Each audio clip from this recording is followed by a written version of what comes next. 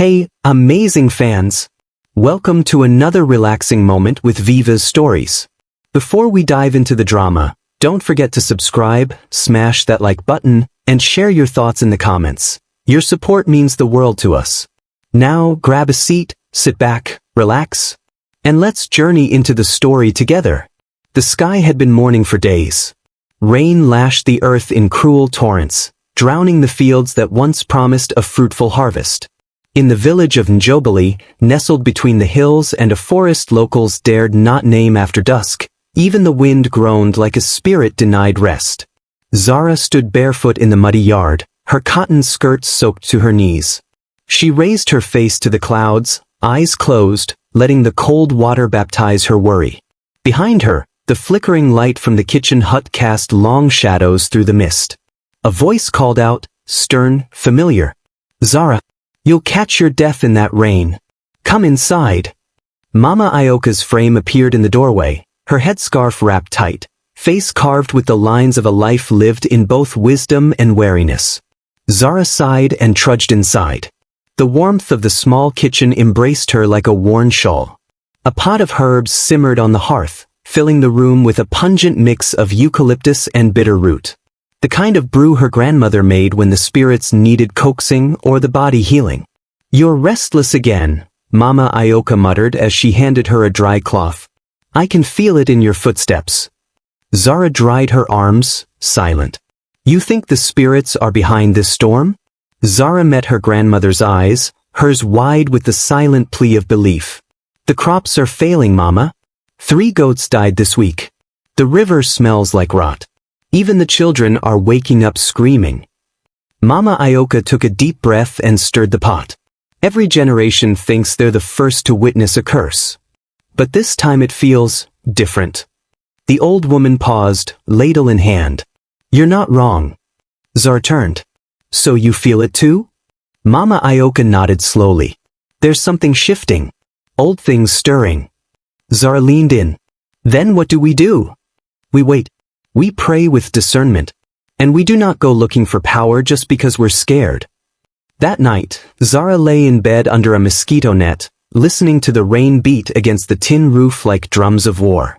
Her thoughts swirled, visions of the village collapsing under rot, her mother's grave washed away by the river, whispers she thought she'd only imagined in dreams. And then she remembered the stories. The Riverlight Temple. A place not far from the village, hidden near the edge of the forest. A church that had exploded in popularity in just 3 years. People traveled for miles to hear the prophet speak. They said he could heal with a touch. That he spoke with the divine. Zara had never been. Mama Ayoka said the prophet, Maliko, had something in his eyes she didn't trust. But now, the voice in Zara's head wouldn't rest. "You must go. You will find your answers there." The next morning, the storm broke. Sunlight pierced the clouds like a blade, illuminating a world soggy and steaming. Zara woke early and dressed in her best woven wrap and scarf, clutching her mother's beaded necklace close to her chest. "You're going, aren't you?" Mama Ayoka asked over her shoulder as she stirred millet porridge. "I need to know," Zara said softly. "I won't do anything foolish. I just want clarity." Her grandmother's silence was answer enough. As Zara stepped outside, a voice called from behind the acacia tree near the edge of their property. "Don't tell me you're really going to that temple." Zara turned to see Lani, her closest friend since they could walk, leaning against the trunk, arms crossed, braids tied with colorful thread. "I just want to listen," Zara said. People say a lot of things," Lani interrupted. "Like that prophet Maliko once made a blind man see. That he walks with fire in his veins. That he can see your soul." Zara raised an eyebrow. "You sound like you believe it." "I believe people get desperate. And desperate people see what they need." Zara bit her lip. "Lani, something's wrong with the village. You know it too. Then we figure it out. But not like this. Not by bowing to some man who calls himself a god's mouth." Zara stepped forward, her voice steady. "I'm not bowing. I'm seeking." Lani's expression softened, but her concern didn't vanish. "Be careful. Especially if he tells you what you want to hear." The Riverlight Temple stood like a beacon on the hill. Wide, white stone steps led up to grand carved doors, flanked by painted murals of angels and rivers of gold. It was larger than Zara expected, with gleaming glass windows and twin towers that reached toward the sky like outstretched hands. She joined the crowd streaming inside, men in tunics, women in brilliant headscarves, children clutching small candles. Inside, the scent of frankincense hung heavy. The dome ceiling glittered with tiny mirrors, casting reflected halos as the morning sun poured in. Then he spoke. A voice, not booming, not thundering, but sharp and smooth like a blade through silk. My children, you are welcome in the light. All heads turned toward the altar. Prophet Maliko stood in white robes trimmed with gold. His hair was long, dark, and braided down his back. His skin glowed with oil, and his eyes, oh, his eyes, held something electric. Zara felt it. A pull. A current. As if he could see straight through her flesh and into her trembling soul. He began to preach. Not fire and brimstone, but stories. Of light and rivers. Of battles unseen. Of a voice he claimed he had heard when he was a boy drowning in sin. He spoke of purity. Of sacrifice. Of the chosen. Some of you are here, he said, pausing mid-sermon, because you hear the storm and think it is death. The crowd was still. But the storm does not come to destroy. It comes to reveal. He scanned the pews, then stopped. Right on Zara. The girl with the blue scarf. Zara's breath caught. People turned. Murmured. She looked down, unsure. You, Maliko said again, eyes not blinking. Come. Hands trembling, Zara stood. She walked down the aisle as if in a dream. Her ears buzzed with whispers. Maliko extended a hand.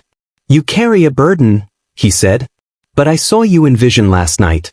You were walking through fire. And yet, your spirit did not burn. Gasps rippled through the room. Zara couldn't speak. Her throat was tight. Come see me after service, he whispered. The divine has a message for you. Zara sat at the far end of the temple courtyard, under a flowering jacaranda tree whose lavender blossoms tumbled softly with every breeze. Her hands were folded tightly in her lap, and the echo of Prophet Maliko's voice still rang in her ears like the aftershock of thunder. You were walking through fire, and yet your spirit did not burn. What did that mean? The congregation had dispersed slowly after the service, some lingering in groups to talk in hushed tones about the morning sermon. Others lined up at the donation booth, tithes clenched in their palms like golden tickets to salvation. Zara waited. As instructed. The temple guards, men dressed in deep blue robes with gold sashes, stood like statues near the sanctuary doors. One of them noticed her and approached. Prophet Maliko will see you now, he said, voice curt but polite. Zara stood on shaky legs and followed him inside. The inner sanctum of the Riverlight Temple was like stepping into another world. Gone were the wooden pews and the mural-stained windows. This space was quiet, velvet-lined, and dim. Candles flickered along the walls in geometric holders, their flames steady, as if even the wind bowed to the silence here. The guard led her down a hallway lined with portraits, photos of Maliko standing beside dignitaries, foreign preachers, and high-ranking village chiefs. At the far end, a large circular door stood half open. He gestured. Enter. Zara stepped inside. Prophet Maliko stood at the far end of a modest room, hands behind his back, gazing out an arched window at the hills beyond. You came, he said, not turning around. Yes, Zara said, her voice barely audible. He turned then, slowly, smiling as if they were old friends meeting again after a long journey. I could feel your energy during service, he said. You have a presence that is luminous. Zara swallowed. You said the divine had a message for me. Maliko walked toward her. Yes. But it must be given in layers. Some truths are too sharp to swallow whole. He gestured for her to sit. She did, on a plush seat covered in deep purple fabric. He remained standing. Tell me, child, what weighs on you? Zara hesitated. Then it poured out, the dying crops, the dead goats, the strange illnesses, her mother's death, her grandmother's warnings. Her words tumbled over each other in an urgent stream of hope and confusion. Maliko listened without interruption, nodding at intervals, his expression unreadable. When she finished, he spoke softly. The land is in pain. The spirits are not at rest. But what you feel, this unrest, is more than the village's suffering. It is your spirit awakening. My spirit, she echoed. He stepped closer, placing a hand lightly on her shoulder. You have been marked, Zara. Chosen. Zara's skin prickled where he touched her. There are many who come seeking miracles, he continued, but few are called to carry divine purpose.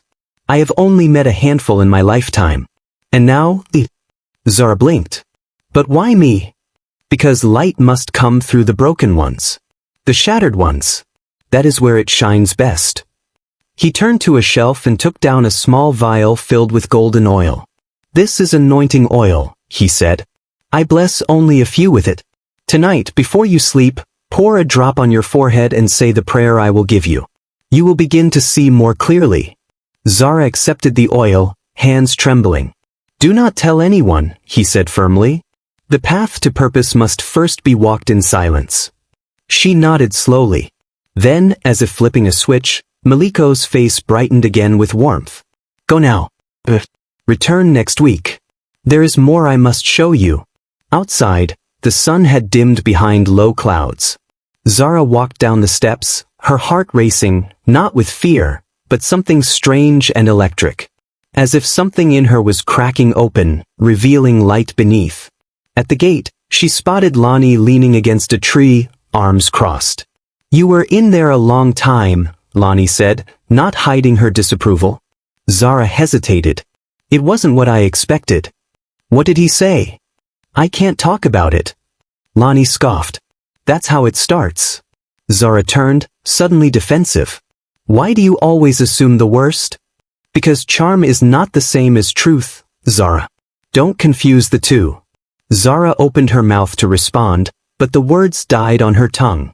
She clutched the vial in her hand and walked past Lonnie without another word.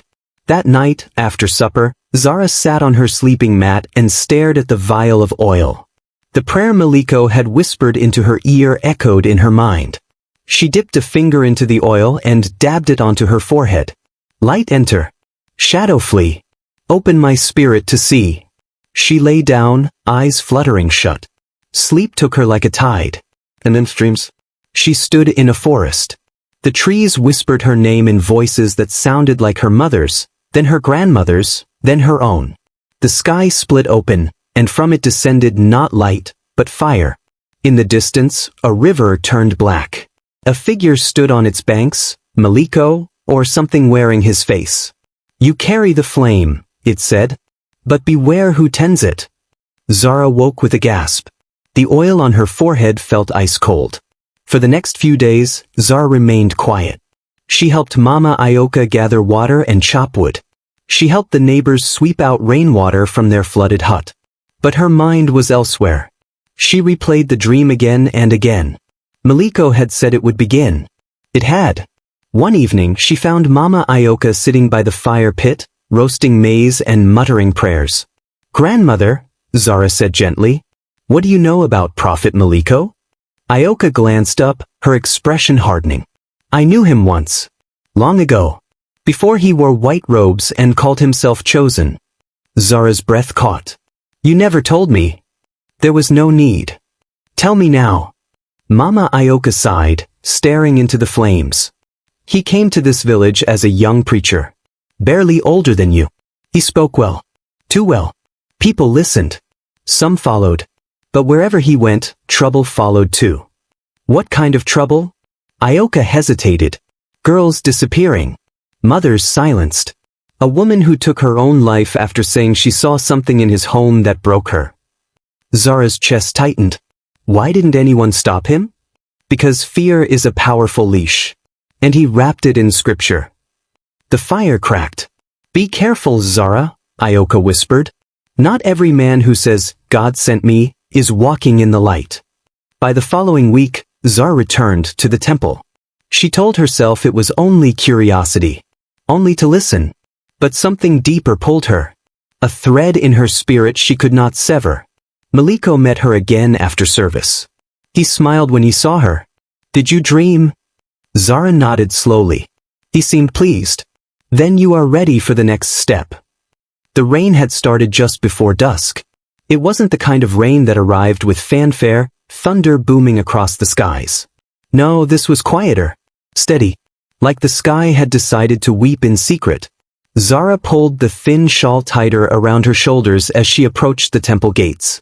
The oil vial still sat snugly in her small leather bag. Her fingers brushed it absent-mindedly as she stepped under the high archway carved with the words, "The voice of the divine is found in silence." The sanctuary was nearly empty. A few late devotees lingered in silent prayer. Candles flickered across the altar like small spirits waiting to be heard. Zara wasn't here for service. She was here because she had received a letter, delivered by hand, slid under her door while she was out fetching cassava. A letter written in the prophet's precise, curling script. "Come tonight after prayers. The spirit desires deeper alignment. Speak to no one. Maliko." She had stared at the letter for hours before making her decision. Now, here she was, heart beating like a drum in her chest as she followed the hallway from the last time, this time alone. She paused in front of the circular door. A soft knock. A moment's silence. Then, enter. The room was darker than before. Fewer candles.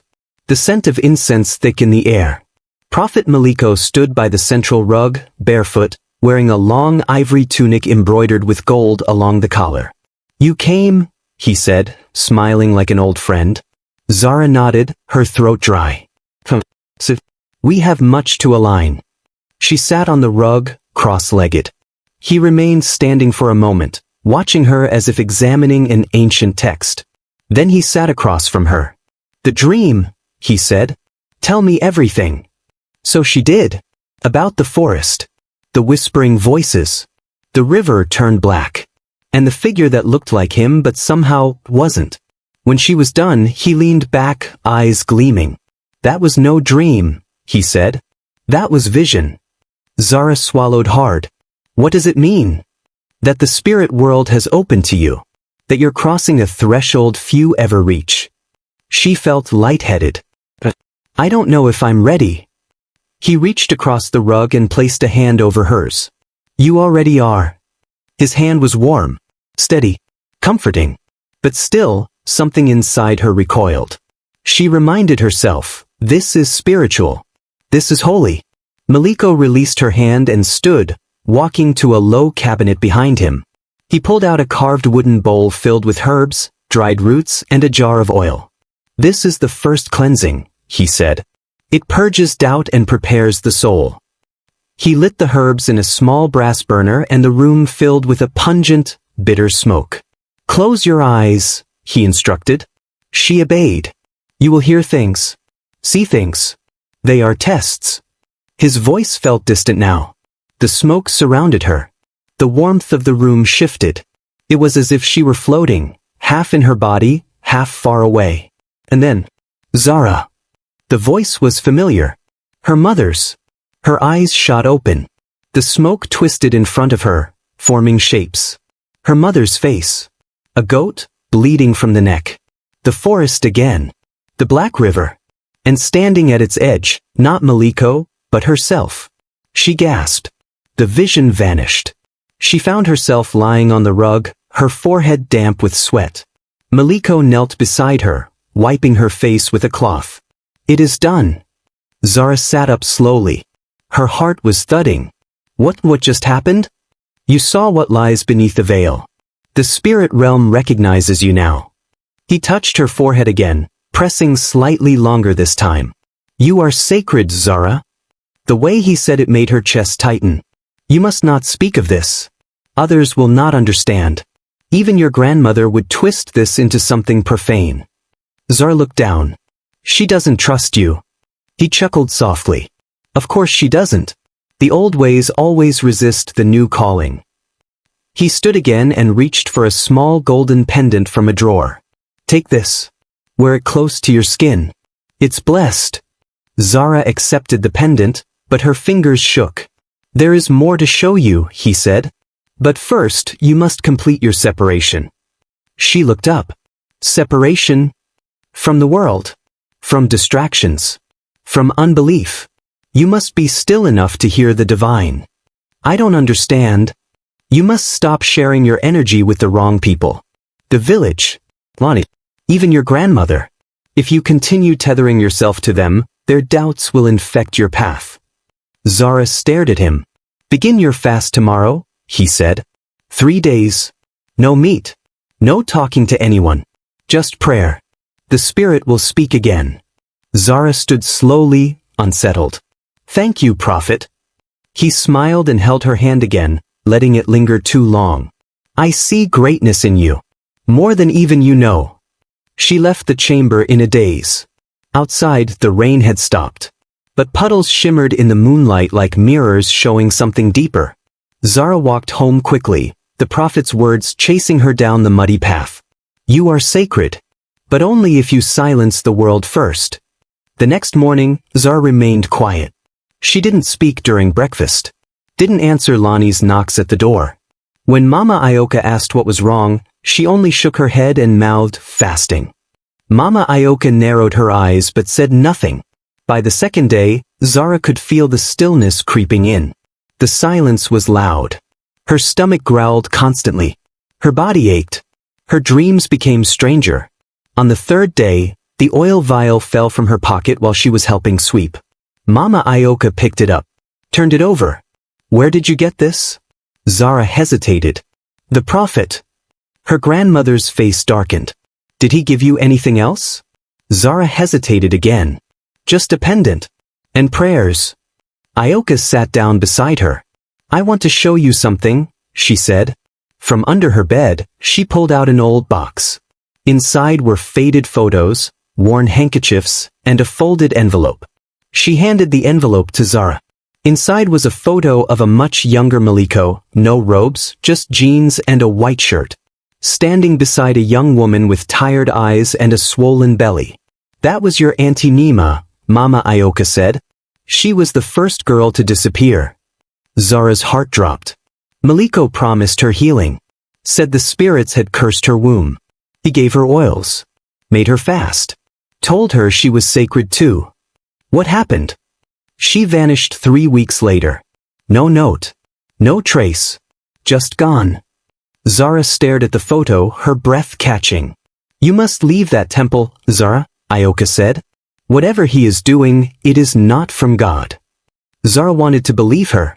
But she had seen things. Heard voices. Felt something shift. What if Mama just didn't understand? What if this was her path? That night, she lit the pendant's chain over a candle, whispering the words Maliko had taught her. Separate me from the flesh. From doubt. From fear. Then she climbed into bed and closed her eyes. But her sleep was no sanctuary. This time, she didn't dream of rivers or forests. She dreamed of herself, standing in Maliko's chamber, a girl behind her with blank eyes, another beside her, weeping, and a voice whispering. You are not the first. And you are not alone. The sun rose with unusual stillness, filtered through a sky tinged gray like a warning unsent. Zara awoke not with peace, but a tension coiled deep in her chest. The whispers from the night before lingered in her mind, voices without faces, words etched like frost on a window pane. She dressed quietly. Mama Ayoka was already outside feeding the chickens, her movements sharp and efficient. Zara tried not to meet her eyes as she left the house. She had to see Maliko. The Riverlight Temple gleamed in the morning sun, its golden dome catching the light like a halo too perfect to be real. As she approached, she passed a group of young women in white robes kneeling in the courtyard, singing a hymn that looped like a chant. Bless the voice that sees, the fire that speaks, the light that blinds. Inside, the Prophet was seated on his carved throne behind the altar. When he saw her, he smiled as if expecting her. You've returned sooner than I thought, he said, rising. The dreams are getting louder, she said. He nodded gravely. That means your separation is working. The veil is thinning. Come, walk with me. They stepped into a back garden Zara hadn't known existed. Tall hedges, fountains with golden fish, the air thick with the scent of jasmine and something unplaceable. Zara, when the divine marks a soul, there will always be resistance. Doubt is the enemy's favorite voice. You must learn to shut it out. Zara paused. Even when that doubt comes from someone who loves me? He turned to her, eyes narrowing slightly. Especially then. She looked down. My grandmother told me about a girl. Nima. She said she... Enough. Maliko's tone cut sharp. She flinched. His voice softened again. Nima was troubled. She ran away with a trader from the north. Gossip turns the foolish into prophets. You must protect your spirit from poison. Zara nodded slowly, unsure. That afternoon, she found Lonnie waiting for her outside the temple gates. We need to talk, Lonnie said, arms crossed. Privately. Zara glanced nervously back at the temple. You've been disappearing, Lonnie said. And not just from me. From yourself. What's going on? Zara hesitated. I'm being called. The prophet says. No, Lonnie cut in. The prophet says. That's the problem. He's always saying. But you're not thinking. You're not asking. I'm trying to grow, Lonnie. No, you're trying to vanish into someone else's vision. Zara's jaw clenched. You wouldn't understand. Lonnie stepped closer. Maybe not. But I know you.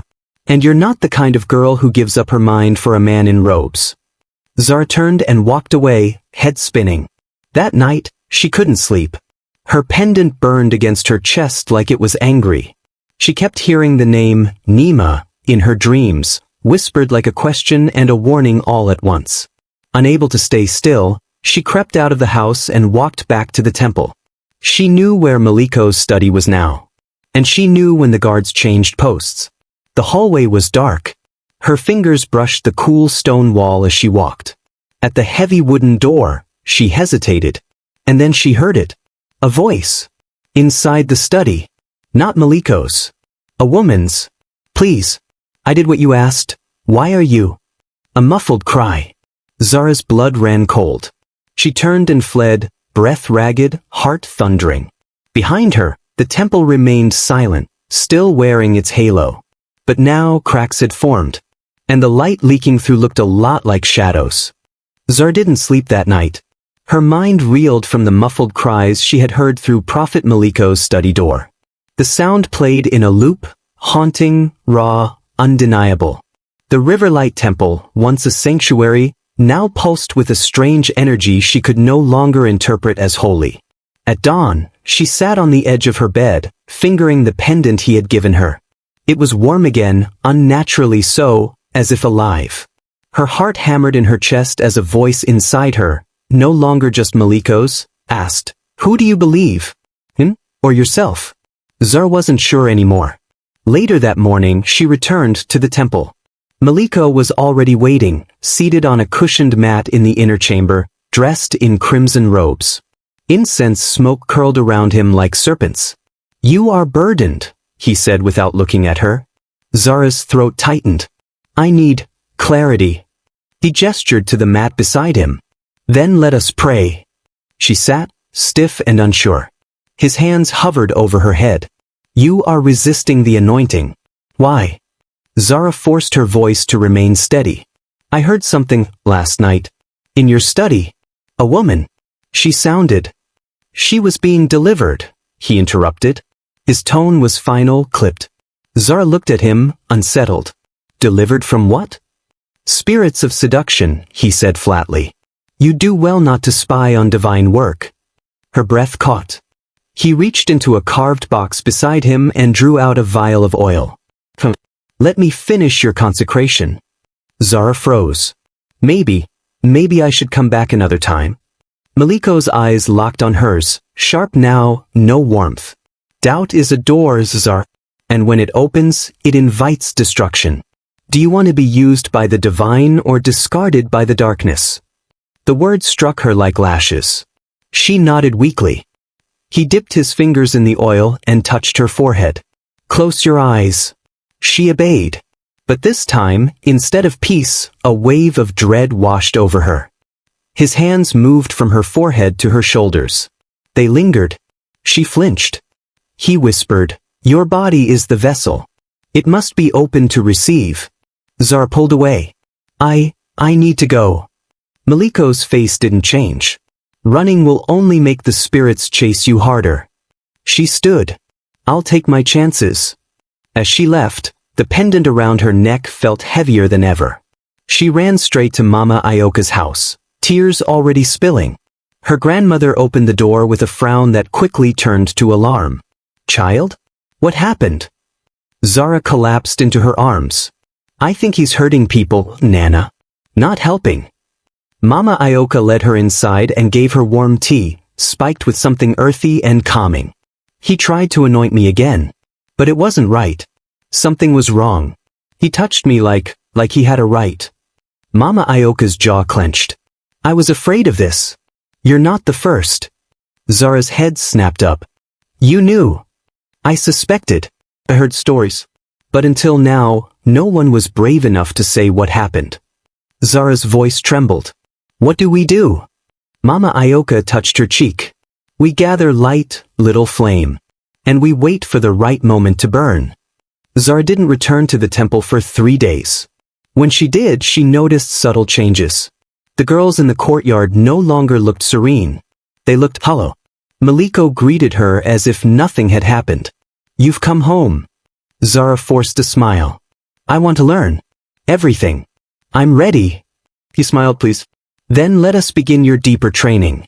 She followed him, her eyes open, her ears sharper than ever. The mask was slipping. And beneath it she saw something no one else dared to look at. She would not be silent. Not anymore. The night air outside Mama Ayoka's home was thick with silence, the kind that carried memory like dust. Zara sat beside her grandmother, the lantern between them casting a warm flicker that turned their shadows into twin spirits dancing on the mud brick walls. "I've seen that look before," Mama Ayoka said after a long pause. "It's the same look your mother had, the same look Nima wore before she vanished." Zara's heart seized. "Nima? She was only a little older than you. Right? Curious. Just like you. She was drawn to Maliko when he was just a preacher passing through.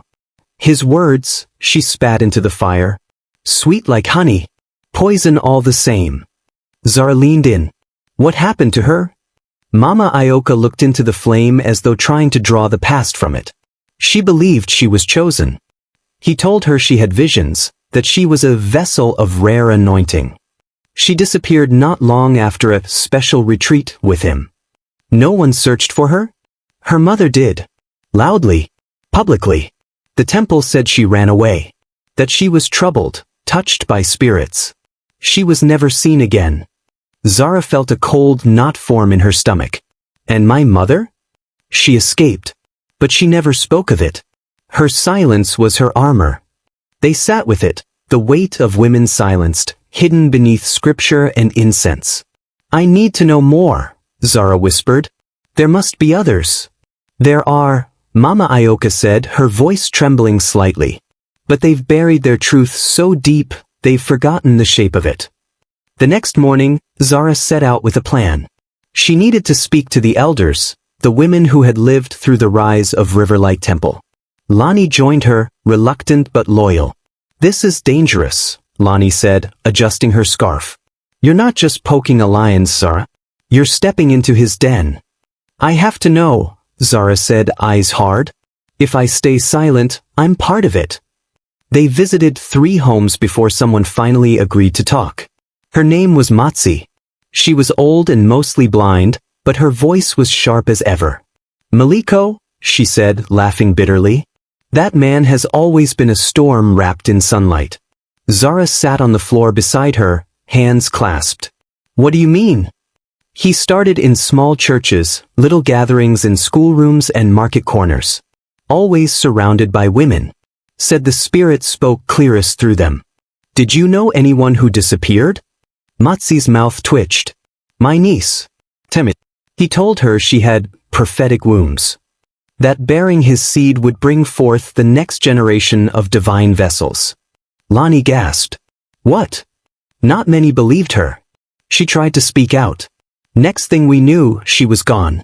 Letter left behind saying she'd gone abroad. But she didn't even have a passport. Zara's hand went to her throat. The pendant pulsed. How did he get away with it? She whispered. Matsi leaned close. Because he's smart. He knows how to wrap abuse in revelation. Makes you think suffering is part of salvation. That night, Zara couldn't sleep. She pored over notes, dates, names she'd gathered. There was a pattern. A chilling rhythm of disappearances. All women. All labeled gifted.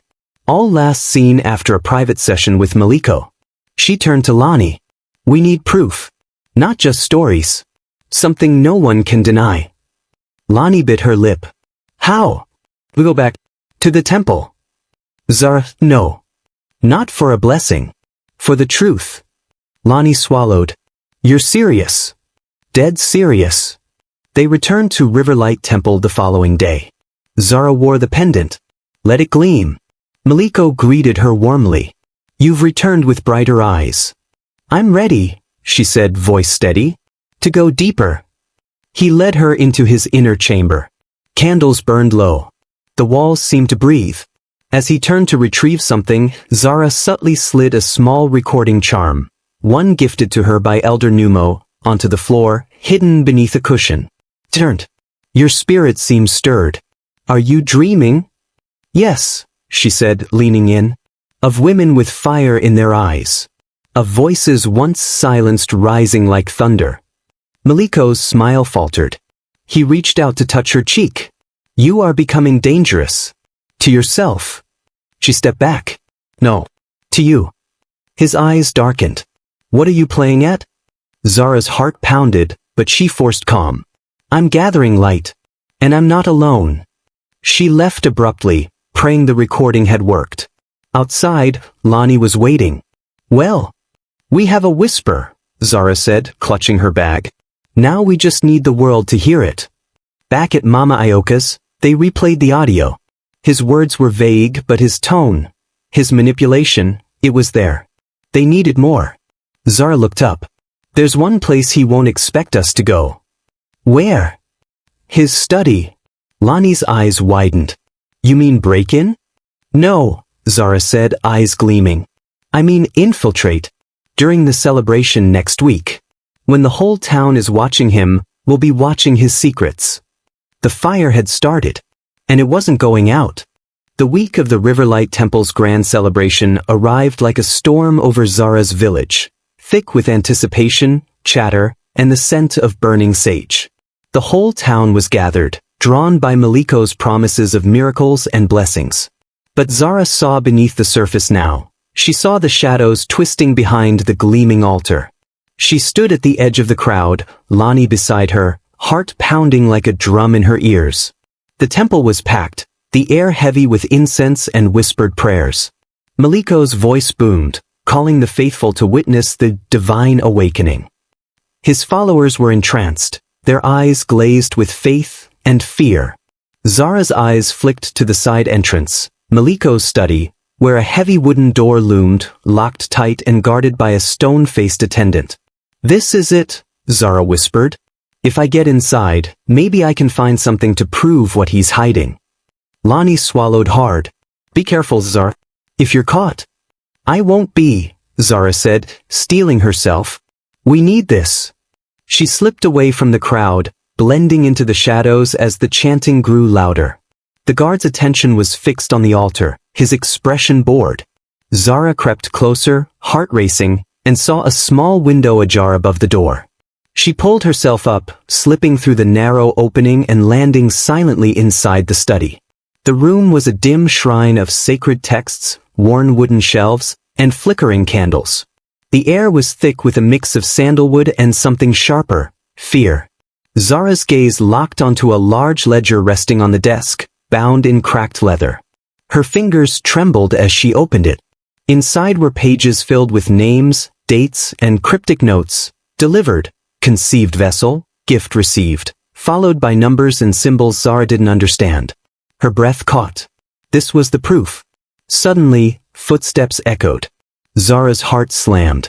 She shoved the ledger into her bag, extinguished the candle, and slipped behind a heavy curtain just as the door creaked open.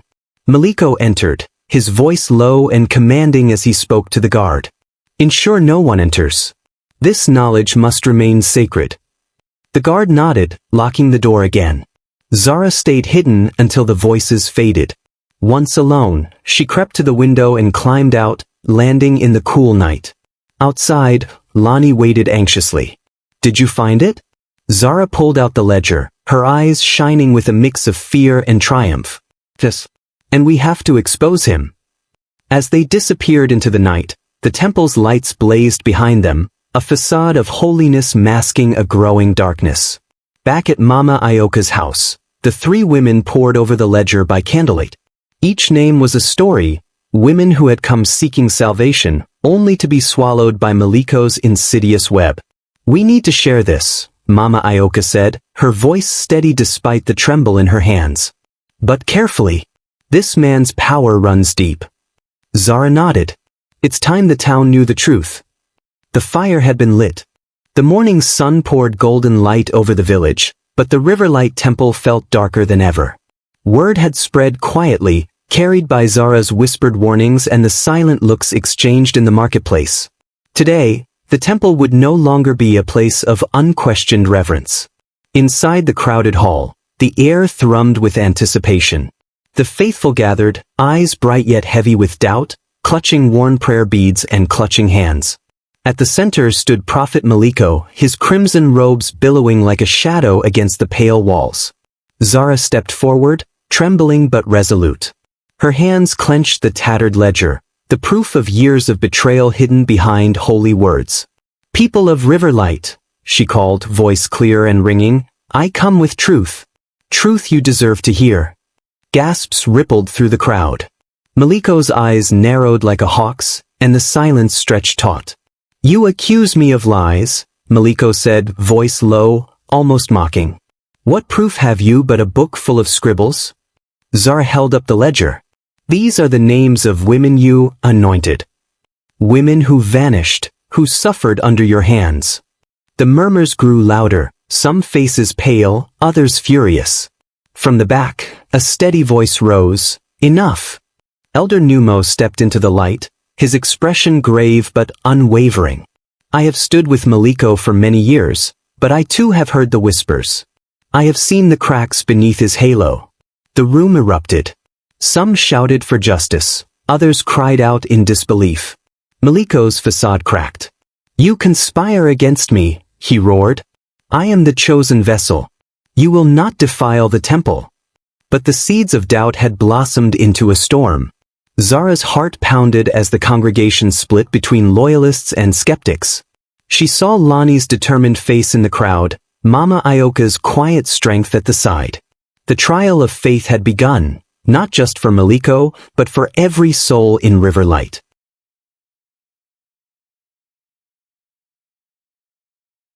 The town was aflame with whispers, conversations buzzing from the smallest market stall to the loudest tavern. Maliko's trial wasn't just a public spectacle, it had shattered the delicate faith that had bound the Riverlight Temple's followers for years. Zara felt the weight of every gaze when she walked through the village. Some looked at her with hope, others with suspicion or anger. Yet she held her head high. She carried the truth, and now it was time for justice. The authorities, pressured by growing outrage, had launched an official investigation. The temple was shuttered, the gilded doors barred, and Maliko was taken into custody. The once revered prophet was now a man behind bars, his empire crumbling. Former victims, once silenced by fear and shame, found their voices. They shared stories of manipulation, abuse, and broken dreams, stories that tore at the town's soul but could no longer be ignored. Zara watched from the sidelines as the community wrestled with the trauma. Healing was slow, painful, but it was beginning. Social media exploded with Zara's story. Videos of her confrontation, the ledger's revelations, and interviews with survivors spread like wildfire across the nation. Conversations about spiritual abuse and blind faith sparked new awareness and calls for protection. Mama Ayoka held Zara's hand one evening as they watched the news. You've lit a fire, child. One that will burn away the darkness. Zara smiled through her tears. It's just the beginning. The days after Maliko's fall felt like walking through ashes. The village, once bound by blind faith and silence, was beginning to breathe again, tentative but alive. Zara stood in the small courtyard behind Mama Ayoka's house, watching young girls gather around a crackling fire. Their faces, bright with curiosity and hope, reminded her of herself, not long ago, lost in the haze of false promises. She knelt, speaking softly. "You deserve to know your worth. Your spirit is a flame no one can snuff out." Mama Ayoka smiled, her eyes wise and warm. "And together, we'll teach them how to protect that flame." Lani, ever the skeptic turned fierce protector, organized the first circle of lessons: discernment, boundaries, and the power of saying no. They called their group the Lightkeepers. Zara's voice found new strength as she shared her story in village squares, schools, and on social media. Survivors gathered, united by shared pain and collective resilience. The healing center they built was more than a refuge. It was a beacon. One evening, as the sun dipped low, Zara stood beneath the altar of an old tree, the symbol of new beginnings. "The prophet stole my voice," she whispered to the wind, "but I took it back. And now I carry it for all who cannot." The village was changing.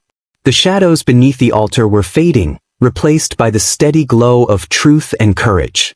And in that glow, Zara found her purpose. Thank you for watching. Make sure you like and subscribe. Don't forget to turn on the notification bell for newly created content.